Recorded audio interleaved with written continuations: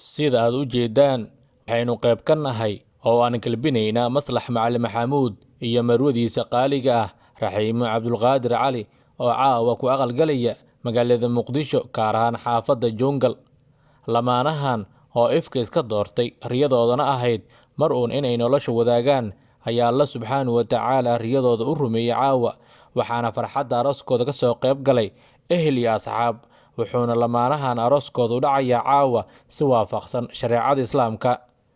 galbis dheer kadib, sidaad u jeedaan maslax macalin maxamuud wuxuu gaariga arooska kala soo degayaa marwadiisa isagoo aad u faraxsan, wejigiisana ka muuqato farxad, sidoo kalena raxiimo ayaa ka muuqataa farxad maadaama riyadeedii caawa u rumoobay. galbiska kadib waxaa hoyga ku soo dhoweeyey koox maadixiin ah, kuwaas oo koobta ka qaadaya qasiido loogu duceynayo arooskii aroosadda.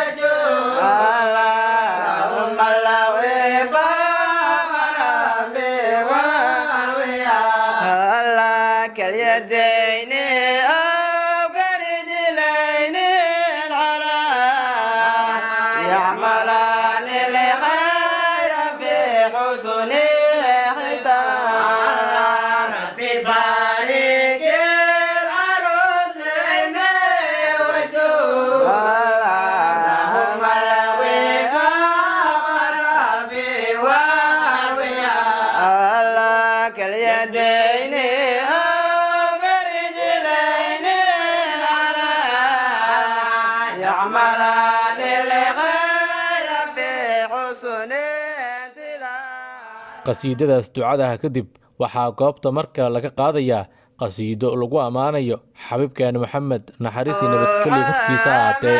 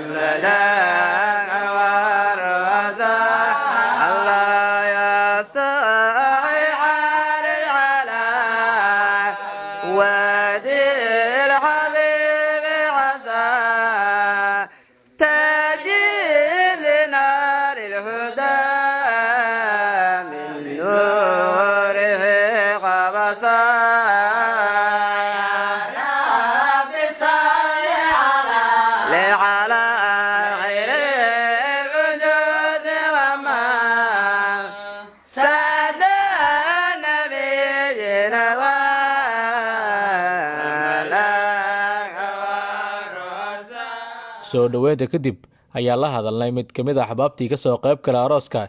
halkan waxaan hambalyo aan ugu diraynaa saaxiibkay marna walaalkay ah Sheekh Maslax Macalin Maxamuud iyo saaxiibadiisii Raxiimo Cabdulqaadir oo arooskooda oo ka dhacay Muqdisho caasimadda Soomaaliya, gaar ahaan degmada Yaaqshiid, kuna aqal galeen degmada Yaaqshiid.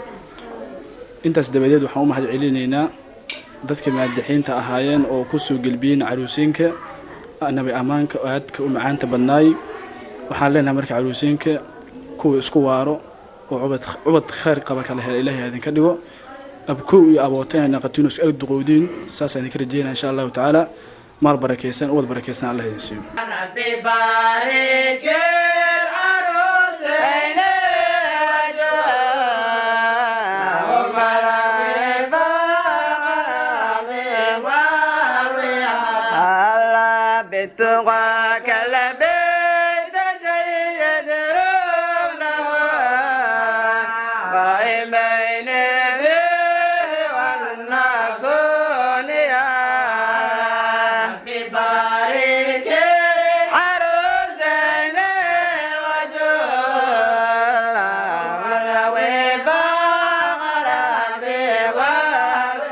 saadaam cabdulle siyaad hoyga diinta TV magaalada muqdisho.